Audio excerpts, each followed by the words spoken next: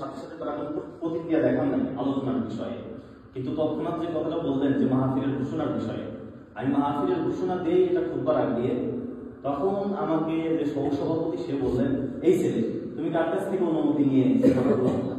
সে কি বলবো, এই ছেলে তুমি কার কাছ থেকে অনুমতি নিয়ে কথাগুলো বললা? আমি বললাম এতটুকু ছোট কথা বলার জন্য কি আমার কমিটির কাছ থেকে অনুমতি নিতে হবে? সে বললেন যে হ্যাঁ অবশ্যই তোমার অনুমতি নিতে হবে, মসজিদের একটা কমিটি আছে না, মানে মসজিদটা হচ্ছে তার ব্যক্তিগত একটা সংস্থা, সে মনে করে যেটা।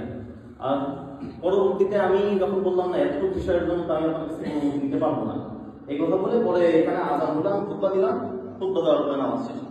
এখন পরবর্তীতে আমাকে গতকালকে রাত্রেবেলা এখানে ডেকে বসানোর পরে তারা আমার বিয়ে জুমা আগে জুমা কথা তারা বললেন যে আমি এই কথাগুলো ব্যক্তিগত কথা কমিটির লোক আপনার সাথে কি ব্যবহার করছে এগুলো আপনি মুসল্লিদের কাছে কেন বলতে গেলেন, মুসল্লিদের সামনে জুমার দিন কেন বললেন?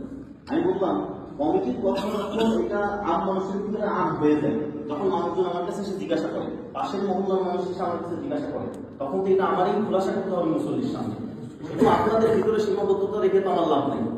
তখন তারা আসলে আমার কথা নেয় নেই, এক কথায় হচ্ছে তারা আগে থেকে সিদ্ধান্ত করে আসছে যে হুজুরকে বিদায় দিতে হবে। ওই যে দুইজনের কথা বললেন মেন সহসভাপতি আর ক্যাশিয়ার, যে এই দুইজন মেন হয়েছে আগের থেকে সিদ্ধান্ত নিয়ে আসছে যে হুজুরকে তাড়াইতে হবে, কারণ আমি প্রথম জন্মার থেকে তাওহীদ নিয়ে দাওয়াত নিয়ে এগুলো নিয়ে আলোচনা করছি, গায়ে লেগে গেছে, আবার ওনাদের কথা মতো চলি নেই।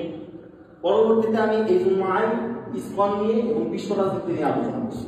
ওনারা এই টপিকটা তারা করেছে যে মসজিদের ভিতরে বিশ্ব রাজনীতি নিয়ে ইসলাম নিয়ে এগুলো নিয়ে আলোচনা করা যাবে না, এগুলা কেন আপনি মসজিদের ভিতরে ঢুকাইতেছেন? তখন সভাপতি সাহেব তাদের কথার কাউন্টার দিচ্ছে, সে বলছে যে না আমি আপনাদের কথা সম্মতি দিলাম না, কারণ তাকে এতটুকু ফ্রিডম দিতে হবে যে সে মসজিদের ভিতরে দিন প্রচার করবে, তাকে তোমরা এই জন্যই রাখছি। এখন তার কথাটা কাউন্টার দিল সেই ক্যাশিয়ার, সে বলতো যে বাহিরের মারামারি কাটাকাটি ফিলিস্তিনে কি হয়েছে সেই জায়গায় কি হয়েছে সেগুলো তো আমরা মসজিদের ভিতরে টেনে আনবো না, সেই কথা বলবো যে মসজিদের ভিতরে এগুলো আমরা টেনে আনবো না। এগুলা বলার পরে আমি বললাম যে কি কারণে আমি এগুলো মসজিদের ভিতরে বলবো না, আমার এটা ইমানি দায়িত্ব, আমার এখানে বলতে হবে।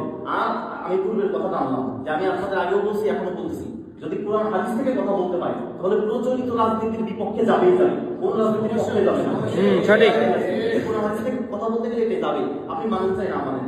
আবার সে আমাকে আর একটা কথা বলছিল যে আপনি নবীর জামানার যে কিসসা কাহিনী এইগুলা মুসল্লিদের শোনাইতে যাবেন না, বর্তমান আধুনিক সময়ের এগুলো নিয়ে আলোচনা করবেন। সে আমাকে এই কথা বলছে সহসভাপতি, এই ধরনের কথা। এখন এই সব কথাবার্তা বলার পরে আমাকে তারা উপরে পাঠিয়ে দিয়েছে। পরবর্তীতে ফজরের পরে আমাকে এসে বললেন যে আপনাকে আমরা বিদায় দিয়ে দিতেছি, আপনি চলে যান, আজকের পর থেকে আপনি মসজিদে আসেন না, আজকে 1 তারিখ, আজকে থেকে আপনি বিদায়। এই কথা সহসভাপতি আমাদের এখানে একটা কথা আছে। জি